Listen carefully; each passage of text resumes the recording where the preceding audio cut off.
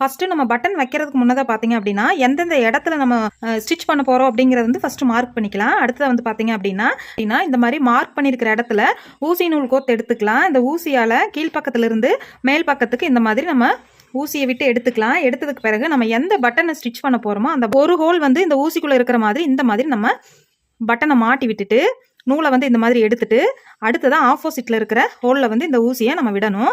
இந்த மாதிரி 2 தடவை 3 தடவை இந்த ஸ்டிச் நம்ம பண்ணிக்கலாம். இப்போ இந்த 2 ஹோலில் ஸ்டிச் பண்ணினதுக்கு பிறகு இந்த பக்கத்து ஹோலில் வந்து அடுத்ததாக ஸ்டிச் பண்ணிக்கலாம்.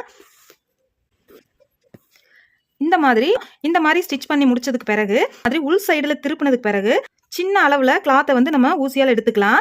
எடுத்துட்டு ஒரு 2-3 தடவை வந்து நாட்டை இந்த மாதிரி நம்ம சுற்றிட்டு நல்லா டைட்டாக இந்த நாட்டு வந்து போட்டுறோம். இந்த மாதிரி நம்ம ஸ்டிச் பண்ணோம் அப்படிங்கும்போது நமக்கு வந்து ஃபினிஷிங்கும் நீட்டாக இருக்கும். அவ்வளோ சீக்கிரத்தில் வந்து பட்டனும் நூலும் வந்து கட்டாயி தனித்தனியாக வராமல் கொஞ்சம் நாளைக்கு நமக்கு வந்து சேஃபாக இருக்கும். ட்ரை பண்ணி பாருங்கள்.